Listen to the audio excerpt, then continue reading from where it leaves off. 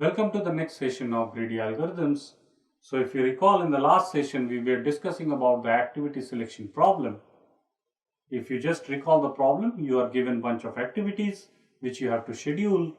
You have these activities A1 to AN, okay, and we want to schedule them in one lecture hall. So only one activity can be scheduled at a time. For each activity there is a start time, there is a finish time, okay, and we denoted them by SI is the start time and FI is the finish time, and we want to accommodate as many activities as possible in this lecture hall.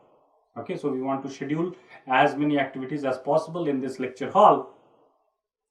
Question is, what is that maximum size subset of mutually compatible activities? We say two activities are compatible if there is no overlapping of their timings. Okay, so we discussed this problem and we saw last time a recursive solution for this problem based on a greedy algorithm where we made the following greedy choice. We said that we will select the interval or an activity which ends first, and of course it is not overlapping with already chosen intervals or activities. Okay, fine. So we'll go by that rule, and we have seen that there are other rules also which you can frame for choosing a solution which belongs to your optimal set, but it might not be giving you finally an optimal set unless you show that your greedy choice which you have selected is the right one. So you are given this bunch of activities and you select based on some strategy, saying that okay, I will select based on this strategy whichever activity I get, okay, and I am going to put it in my optimal set, saying that this is going to be part of my optimal set. But then you need to prove it that yes, it is going to be part of your optimal set. Okay, so we looked into a recursive algorithm for this, where the first step of the algorithm was to sort this n input activities by their finish time. So we are going to do it today iteratively. So same here, in the iterative one also, you will first sort all your n input activities by their finish time. Okay.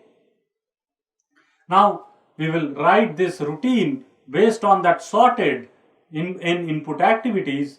What we will do is we will write this routine greedy activity selector which is iterative in nature and going to take the start and finish time of all the sorted activities represented in S and F. Okay. Of course, our greedy activity selector will be called with S and F, unlike last time where in the recursive call you were calling it on S, F, K, where you choose the kth activity, and N, which is the total number of activities. Okay, so let's look at this subroutine. Greedy activity selector is going to take S and F. First you figure out how many activities are there in S. So N is equal to S dot length. Definitely the first activity A1 is going to be part of the list because it is always sorted according to the finish time, right? So if it is sorted by the finish time, the first activity will be, based on our greedy choice property, it will be part of my optimal solution. So A is equal to A1, E is going to be part of my solution. Then we set this new variable K is equal to 1 and we check which all activities are not compatible with already selected activity A1. So we start from M going from 2 to N. So you keep on going from second activity onwards and check whether the start time of the mth activity is more than the finish time of your kth activity which has been chosen last time as a part of the optimal solution. So if Sm is greater than equal to Fk, then what you do? You update your optimal set that okay, the start time of mth activity is more than the finish time of your current k, right? Which is the last activity put into the optimal set. So Sm is going to be greater than equal to Fk, then what you do, you say that okay, this is compatible with all the solutions which are all the activities which are already there in the optimal set.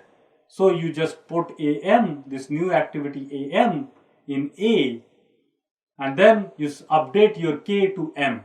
Okay, saying that okay, the last activity which goes into my solution, optimal solution, is M, right? This AM, right? Okay, that activity, and then go back and essentially go to the next iteration where you start from, you know, M onwards. Fine. Okay. So if you notice that you are essentially traversing each activity exactly once. Finally, you return A, that's your optimal solution.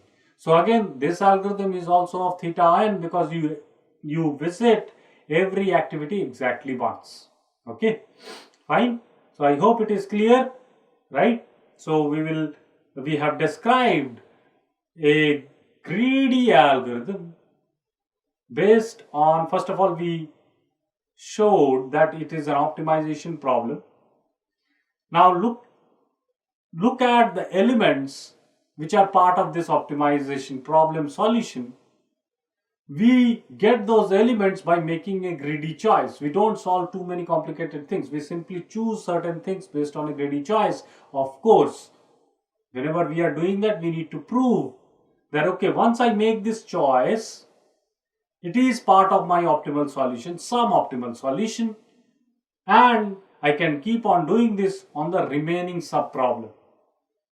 Okay, so once you have this greedy choice done, then you go and solve the remaining sub problem and again choose greedily from that sub problem and so on. Okay, finally at the end you will get your solution, and then we say that okay, you can implement it recursively just like in dynamic programming, and also you can implement it iteratively just like in dynamic programming, but you don't need to use necessarily a memoization.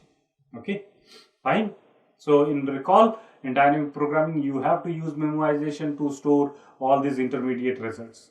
Okay, so we will stop at that, and in the next session we will look into different properties of greedy algorithms. Okay, thank you.